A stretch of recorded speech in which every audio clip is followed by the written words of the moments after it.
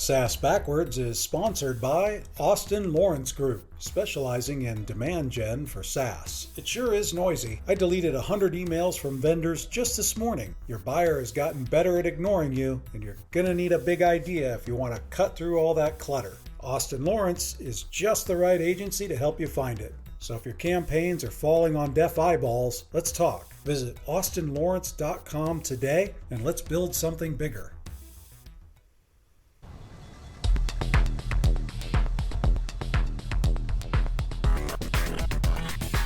Welcome to the SaaS Backwards podcast, where we reverse engineer the success of fast-growing SaaS firms and explore strategies CMOs and CEOs are using to drive their businesses forward.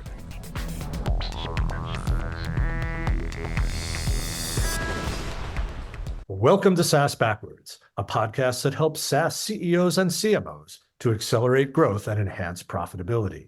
Our guest today is Satya, CEO at Beamer and Userflow, which are both product adoption and engagement platforms for product-led SaaS companies. Hey, Satya, welcome to the podcast. Great to be here, Ken. Thanks for making me part of this show. Yeah, I'm excited to dig in with you. You have really interesting companies and situation. And before we do that, though, could you tell me just a little bit more about you and your companies? Sounds good. So I've been an operator, mostly as a founder operator in SaaS over 20 years. Very recently, I took on this role at Beamer about 6 months ago. And as part of how we looking to expand, we also acquired a company called Userflow. So combined, Beamer and Userflow are much bigger companies, but our vision remains the same, is to build a leading product adoption and engagement platform for SaaS and digital first companies. Yeah. Yeah, that's really big news. And merging with another company is kind of a big event in the life of a younger firm. Can you tell us how that came about and why it's important to the combined company's future? So when I joined Beamer 6 months ago, we are looking for ways to expand our own addressable market to help us potentially build a large business. Along with our investor Camber partners, we were able to reach out to a couple of firms, and Userflow caught our attention right off the bat because they have one of the best onboarding or the guides product in the marketplace. Not only that, they had a very strong, loyal customer base and an extremely strong retention. All of these were very, very attractive. And it was also impressive because it was a 3-member firm, bootstrapped itself to millions of dollars without raising any external capital. And all of this has led to potentially partnering with them. Was the culture fit also a really good one? I mean, maybe I should ask you, what are the things you looked for, and was culture one of them besides just the product itself? Yeah, I think both Beamer and Userflow historically have been bootstrapped, self-financed companies by the founders. They have run with a very tight level of efficiency in the orgs. And not just that, I think they were extremely customer-focused and product-focused, and they were majorly driving their growth through PLG. So I would not hesitate to say both companies have historically grown 100% through PLG and with a very limited staffing and marketing budget and almost no salespeople, which is amazing, right? Like, bootstrapping yourself to a couple of millions of dollars of revenue without any external financing and being so efficient just speaks to the culture of both the teams. So in that way, I think it's a perfect marriage for them to come together. Mm-hmm. Is it always going to be limited sales motion, or is part of growing these companies to look to an enterprise kind of motion, or is that not relevant in this market? I think it really depends what type of market segment you're focused in. Right now, we are focused on much more the SMB and the mid-market. Someday, I think we'll lean on to the enterprise side. But I think in the near term, it's going to be more PLG. But at the same time, layering in what I call sales assist or product-led sales is how do you layer in very little sales resources to be able to handhold certain type of customers or certain size of customers to be able to make them successful. So all of these customers still are going through the product as the first touch point, but then, they probably raise their hand and say, hey, I have these security questions, or, hey, I want to have this level of configuration to support my integration with, let's say, Salesforce or something. So those are the pieces that a sales team. So think of it much more like a product specialist or a customer focused evangelist, much more than a sales rep at this point. That's how we call it as product-led sales or sales assist. Yeah. So that's a very contemporary motion, right, at PLG. Right? Yes. So that requires that, you do that same instrumentation and awareness that you would have your clients do, right? Exactly. I think what we are offering is essentially a toolkit for, if you look at majority of the SaaS apps, a lot of those product managers and developers spend time building the core capabilities.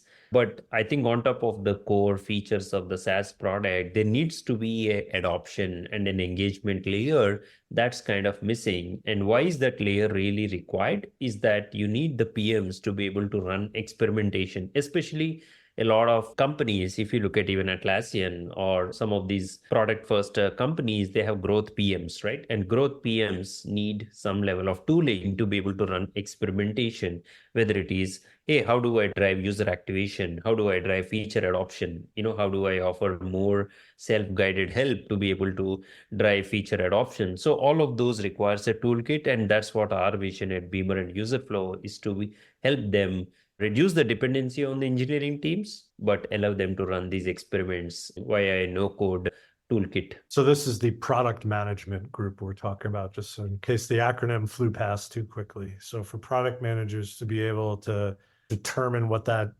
user experience is, this is going to help them test their ideas, right? Exactly. And not just that, I think it would also help them manage a couple of more pieces. One is we have this tool called feedback, which allows them to collect, organize, and manage customer feedback so that it helps inform their product priorities and roadmap. Second, we also have a kind of modern change log or release notes, which will help them communicate updates. So think of it like a continuous two-way communication channel between the PMs and the end users or customers. That's exactly is the vision. Historically, these product managers worked a lot with engineering teams to ship out products, but they had no clue how these products were doing because they were sold by salespeople, etc. Now these product teams are having a two-way communication channel directly with their end customers. Yeah. Yeah, that is a big thing. And I think that it's also very tempting when you're a domain expert to think how something is going to be used. Something you might have built 5 years ago seemed like state of the art at the time and probably was, but today that could be different. And without that instrumentation, without that communication, your 5-year-old ideas might no longer be state of the art or contemporary or even pleasant compared to other things that people might choose. Absolutely. I don't think each of us knows our customers enough, given we only spend limited time as operators and busy building our products, making sales happen. I just spoke to a customer this morning and he surfaced up 2 interesting insights that neither me or none of my teammates thought about it, right? So I think most of us spend some good chunk of time understanding customers' wants, etc., but their needs are also constantly changing on a daily basis. And I think it makes sense to have your ears much more on the ground. Yeah. Well, yeah. And, you're evolving your product and that's changing the experience and it's changing the expectations and the imagination, right? So you get people that are really engaged. They start envisioning other ways to use your product, but it's not there. They have the opportunity then to suggest those things to you as well. So makes a lot of sense. And at the same time, really hard to get engineering resources in many companies to build in those mechanisms in the product itself. And I'm not sure it's the best use of that talent anyway. Exactly. Yeah. So same thing, right? You would not use your precious engineering resources if you have to integrate something like a Salesforce and some, right? So you probably lean on some lighter resources internally or externally. I think engineering resources are very precious. Probably you would want to use them for your core capabilities and building that ecosystem out, not to layer in adoption or engagement. It feels easy to do it, but I think when you want a level of flexibility, control, and adaptability, you probably have to lean on to external tooling. Yeah. Yeah, makes sense. So I didn't ask you this question in advance of the episode, but you have 2 companies. Are you going to merge them identity-wise as well? Or are they going to remain distinct brands? No, I think a great question, Ken. The common theme across these two companies is we sell to the same ideal customer, if I may say. These are product teams at SaaS and digital first companies. So that makes us very, very attractive from selling to the same ideal customer or the persona. I think in terms of the integration, we are trying to be much more thoughtful about which product to make the fundamental base. I think eventually we will integrate the products and we will bring them to the market, because from a customer experience perspective, we have a lot of customers which overlap both the products, but we would want them to offer a better unified experience to be able to try them out. So I think we are still in the process of figuring that out, because we just closed acquisition roughly about a month and a half, 2 months ago, which is when we announced it. But I think in the next few months, we'll be talking much more about our integration plans, both on the brand side, product side, and the experience side. Yeah. Was this the mission when you were brought in to Beamer? Did you know this was sort of what they were looking for as you took on this role at Beamer? Yeah, I think I had the fortune of working with our lead investor, Camber Partners, which is a growth equity fund focused on PLG. So we had this common alignment that, hey, PLG is rising as a go-to-market motion. Product teams need to start owning more growth and revenue, but those teams don't have like a comprehensive toolkit, especially when these product teams are interacting with end customers. So you'd be surprised that even companies like Vodafone have now like 300 product managers building capabilities, right? So a lot of these companies are either SaaS or going through some level of digital transformation. And recently I was talking to a prospect and he mentioned about Honeywell itself having 8 or 10 subscription products in its mix. So now, do you call that an industrial company or do you call that a subscription company, right? It's hard to tell when every company runs on software these days.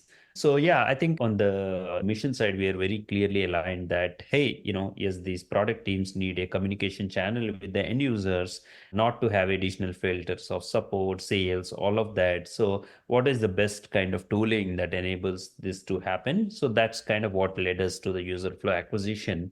I think the other trend that we have observed is more and more companies are moving from a service based to a product based philosophy, because products drive subscription revenue. They have long term lifetime value from customers. A good example is an iPhone or AirPods, which have very significant customer lifetime values.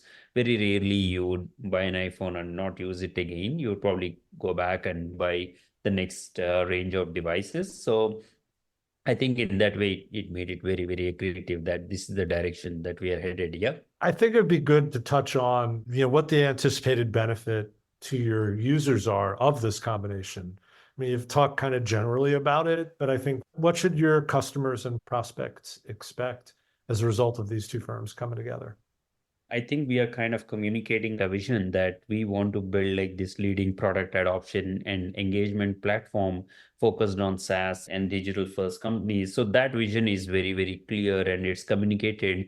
Each product has its own use cases that for example, Userflow is best suited for guiding prospects. So if you have adopted PLG as a motion and you have large volume of users signing up to the app, so how do you drive user activation? How do you activate the users? How do you drive feature adoption? That's where I think Userflow fits very well. But if your use case is more around launch communications, hey, I have like 10,000 customers. I need to ensure that my launches are very effective and I communicate all those updates to the users. You probably want to use Beamer. So the first set of thinking is, what is the use case you're looking to solve today?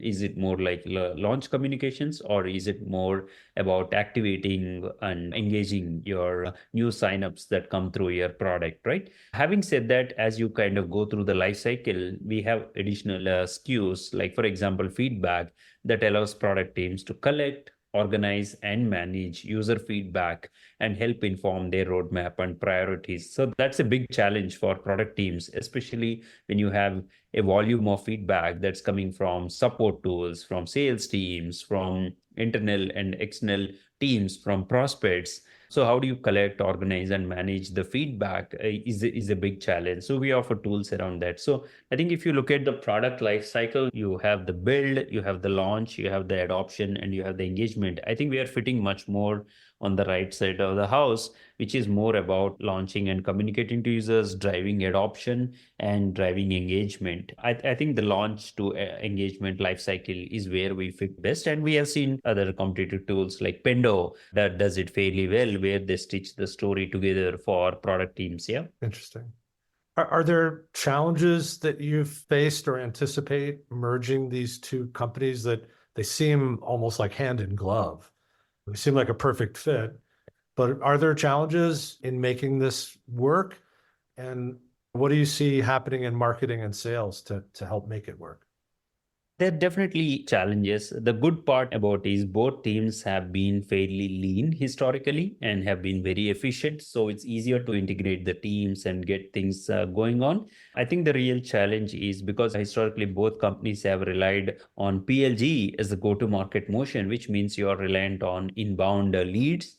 So what happens is if you try to, get through a single brand or a single funnel, you got to lose one of the other funnels, which means you're losing one eye, one of your two eyes. So that's where you have to be really thoughtful about, okay, you have a vision on the product side, which is great, but how do you manifest that exact vision on the funnel side, on the brand side? So we're doing a lot of exercise there in terms of saying, hey, should we merge the funnels? Should we keep the funnels independent? Should we do it? So I think that's where a lot of thinking has been going. So that's definitely a challenge. Second challenge is, of course, historically, both the products are really loved by customers and partners alike. So now, sometimes you have this core set of users who develop a deep relationship or a love with a particular product. And no matter what, they don't want to leave that application, right? So if you were to look at a combined product, are you able to give them the same consistent experience and state while taking advantage of the latest aspect? So there is the challenge on the product side, the challenge on the funnel side, which we discussed. But these are the two major ones, if I may say. Yeah. So there's a loyalty play here for wherever the brand moves and the experience as well moves. You're going to have to find a way to keep that loyalty going. Sounds like nice coffee cups and T-shirts coming people's way. Maybe something more than that as well. But I think that's really a nice opportunity too to recommit to your customer base, right? Exactly. No, I think that's where we communicated our vision to be that adoption and engagement platform. Thankfully, we are sticking to the same ideal customer, which is product and digital first teams. So in that way, the mission haven't changed at all. Yep. Mm-hmm. Yeah, I think if anybody can do it, you guys should be able to do it. Kind of moving on to another topic. This isn't your first user onboarding and engagement play. What did you learn from App Unfold that you're taking into this current situation? Like, are there like larger truths about onboarding and engagement that, you sort of guide your teams with? Yeah, no, I think it's a great question, Ken. So I would actually look at this in, multiple axes. One axis is mobile versus web. So mobile has been a predominant driving factor in certain parts of the world, especially Asia, etc., where the first computing device itself has been mobile, right? So I would say mobile-based onboarding tools make sense for that side of the globe, which is what App Unfold has done, really build that mobile onboarding toolkit so that you can integrate and do it. That's one dimension. And the web-based onboarding relate to much more to the Western world. That's one dimension. Second thing is onboarding itself has multiple facets to it. So for example, there is employee onboarding, there is customer onboarding. So employee onboarding is how do you onboard employees to Salesforce or SAP or Oracle or a Workday? And, there are companies like WalkMe and all who have been very successful in that space. And on the customer onboarding side, which is where Userflow fits in, and also onboarding itself have multiple flavors. The third flavor is what I call B2C versus B2B SaaS. How you onboard B2B SaaS users and drive feature adoption is very different from a B2C app. In a B2C app, your onboarding might trigger them to perform a certain action, like buying an item in an e-commerce cart, or probably the app itself is intuitive enough to make that happen. So when you look at these three intersections, there is the web and mobile, there is the employee facing and the customer facing. Third, there is the B2C and B2B SaaS. I think at those three intersections, there are definitely some learnings that I was able to bring back to Beamer and Userflow. Yeah. You also mentioned that you've hired a consultant, a product management consultant, to help you refine not only your ICP, but also your go-to-market strategy. Could you dig in a little bit on what you're hoping to gain from that engagement, and how are you going to measure success? Yeah. So one is, as I said, for us, as we bring these cues together, historically, even on the Beamer side, we have had interest from customers about a guides or an onboarding product, which is what led us to this partnership. So now as we work, one of the key areas is how do we price and package this offering? A second is how do we go to the market, especially if we are trying to do something like a product-led sales on top of our classic PLG motion, right? Third is, how do you really actually position the overall vision as a platform, right? When you make acquisitions or when you merger, it looks fancy, but I think there's definitely a lot behind the scenes that happens. Like, for example, products get built on multiple tech stacks, and they probably are at a point of time where one of the product might be legacy, one of the product might be modern, one of the products might drive user behavior in a different way. So there's so many nuances, either at the product level, at the marketing level, and in terms of go-to-market. So I think the possibility with this consultant is, hey, if we were to look at a single brand, single funnel, single product strategy, what does that really entail? And I think we are still working through some of those finer details as we speak. Yeah. Mm-hmm. How are you going to measure success of these efforts? And I have, by the way, a vested interest, because I was speaking with one of our clients and she asked me the question, how do we measure success in a messaging project, which is one part of this assignment you're working on? So how will you know you've done a good job here? Yeah, I think it's much more easier in a PLG context because you can baseline the conversion rates pre and post the messaging, right? So it's very easy in a PLG. So for example, if your visitor to sign up conversion is 2% and post messaging, it ended up being 2.5 over the next 60 days or something, and with the same level of lead flow that you're experiencing. So I think it's very easy to measure. I think in terms of a sales context, I think the closed won, closed lost, your win rate, essentially your win rate is the biggest indicator that your messaging is working. So I think please go tell her that, hey, if it's sales, probably the win rate is the best way to measure the messaging. And if it's a PLG, probably the conversion rates are indicators. Yeah. Sounds like what transpired in that call earlier today. So thanks for confirming that. That's pretty much what we told her. I'd love to just turn back just a little bit into Beamer itself, which was, where we met you a few weeks ago. But generally, how does the feedback mechanism in Beamer truly drive product management? I think you touched on it before, but I'm wondering if you could just drill down just a little bit for me, and also with both products, talk about churn factors, because I think that's our biggest concern, right? Not just acquiring, but holding on to folks. So, yeah. So if you look at the product teams, right, what do they operate on? They operate on two data points. One is a quantitative data point in terms of how your users are doing within your application. Second, you rely on qualitative data points, whether it is feedback or something. So I think the feedback is much more on the qualitative side of the house of having the ability to collect, organize, and manage feedback. Because when you are prioritizing, you might use different frameworks for prioritization. But I think the feedback tool itself, ability to collect, and if you have seen for a particular feature request, if you have seen like 1,000 upvotes, then it's a demanded feature, right? They want that feature right now compared to, you saying I'll ship in it. So I think feedback is a good tool to surface up those ideas that you have internally or coming from the customer, and you have this community of customers that can upvote, downvote which features they would want to see. So it helps with the prioritization of the roadmap for the PMs and do the communication once they release these features, right? So yes, you would be able to help collect, organize this feedback. You'll be able to plan and demonstrate in the roadmap. Third, you will be able to, when you ship these features, then you can actually essentially use it to communicate. So kind of you're closing the loop from collecting the feedback to releasing and announcing the feature, and it keeps going on and on.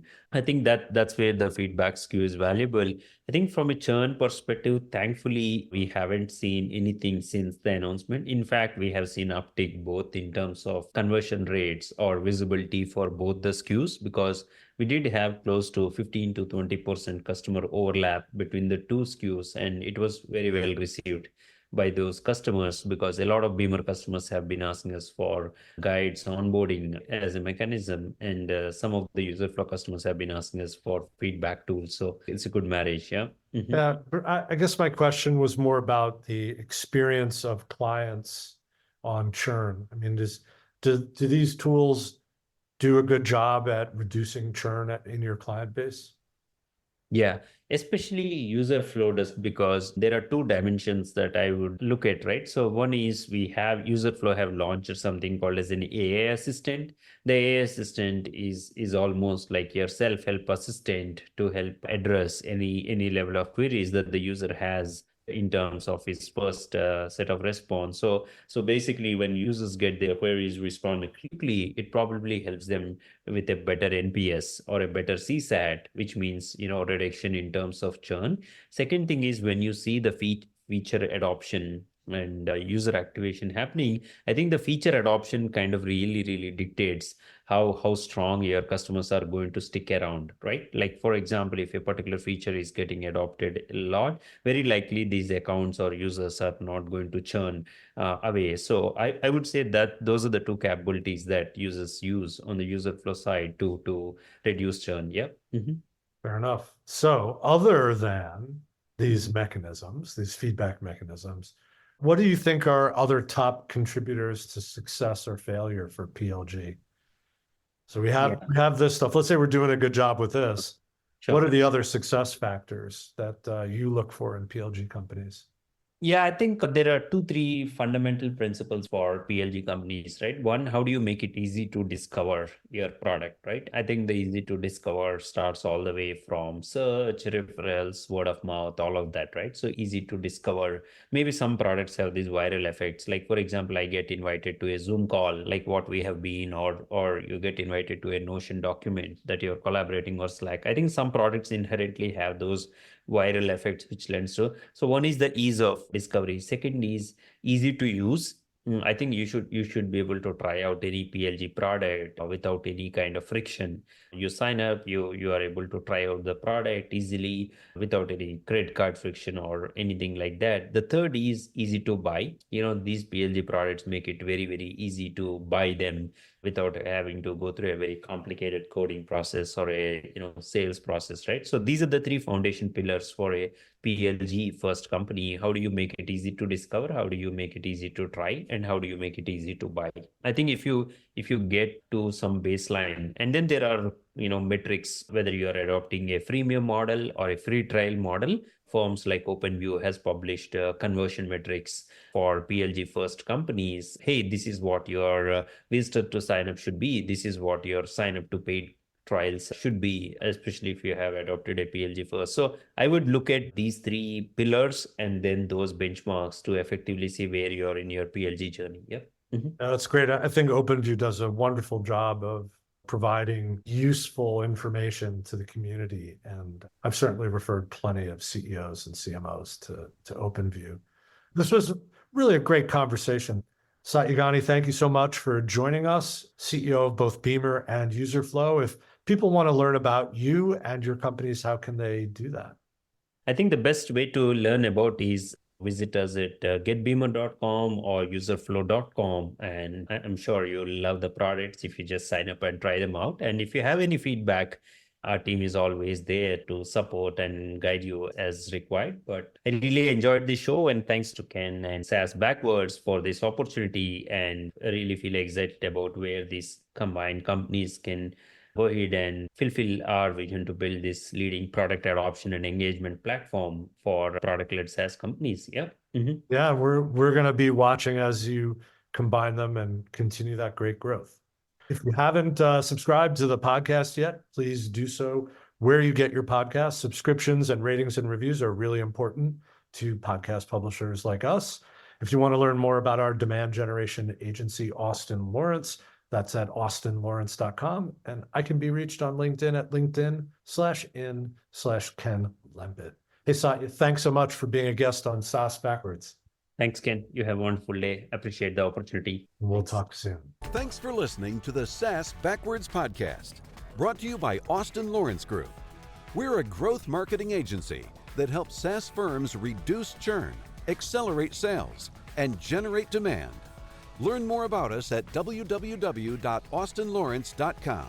You can email Ken Lempit at kl@austinlawrence.com about any SaaS marketing or customer retention subject. We hope you'll subscribe, and thanks again for listening.